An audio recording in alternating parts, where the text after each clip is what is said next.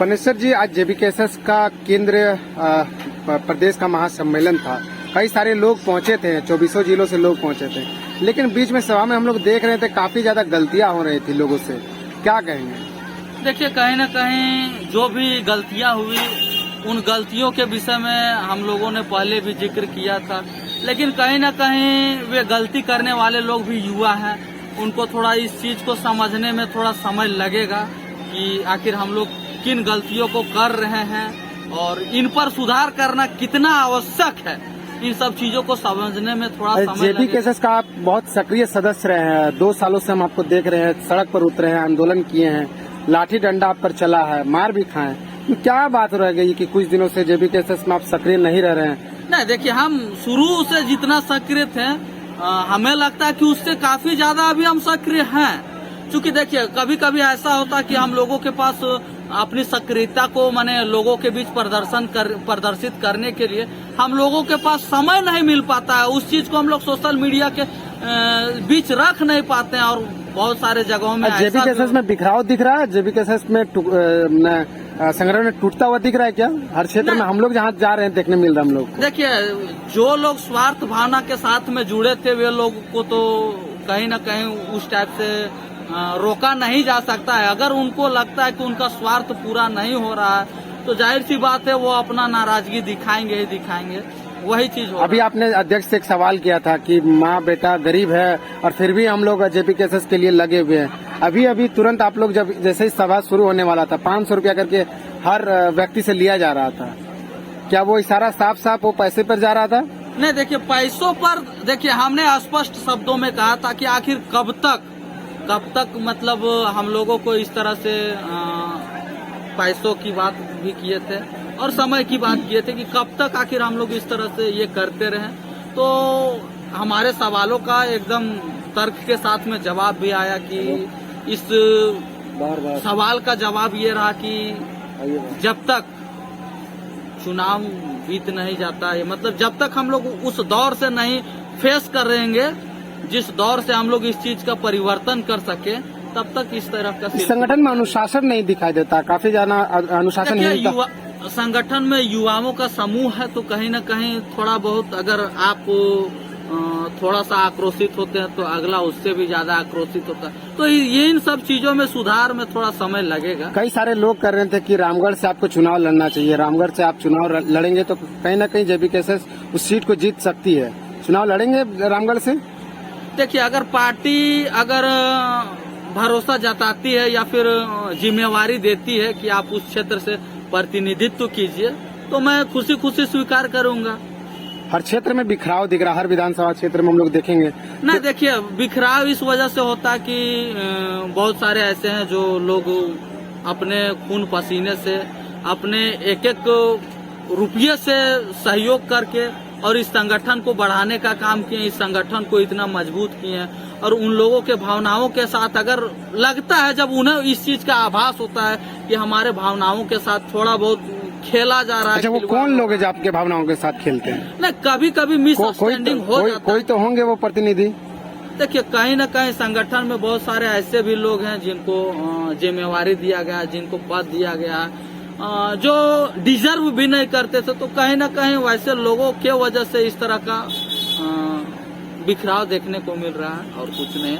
बाकी मुझे लगता है कि बहुत जल्द ये जो बिखराव की जो समस्या दिख रही है या फिर जो देख पा रहे हैं बिखराव, वो चीज काफी जल्द सुधार होने को है। ईचागढ़ से जेबीकेएसएस के साथी भी है, उनसे भी बातचीत करेंगे। परिचय बताइएगा, अपना नाम बताइएगा। जी, मेरा नाम हुआ गोपेश महतो। मैं ईचागढ़ विधानसभा से बिलोंग करता हूं और जो पार्टी द्वारा जो जिम्मेदारी दी गई है वो है मेरा केंद्रीय सचिव पद का।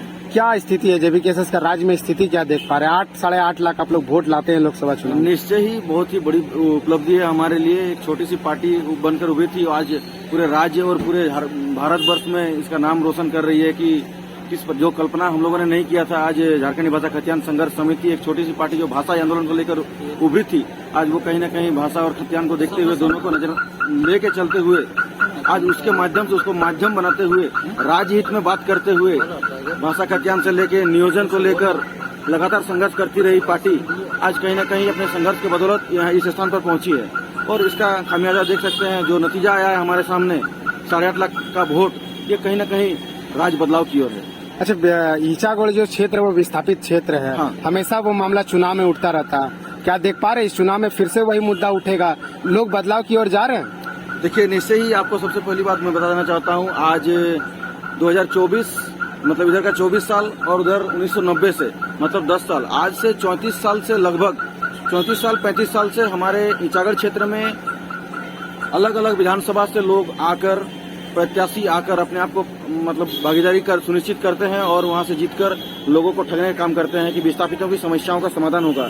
मैं भी एक विस्थापित होने के नाते आपको इस आपके चैनल के माध्यम से सूचित करना चाहता हूं कि अपने क्षेत्र में आप जाकर देख सकते हैं कि किस प्रकार से हम लोगों ने विस्थापित क्षेत्र हो, चाहे अल्पसंख्यक मोर्चा हो, चाहे ओबीसी हो, चाहे जनरल हो, सभी कास्ट के लोगों को, सभी जाति धर्म के लोगों को हमने जोड़ने का काम किया है।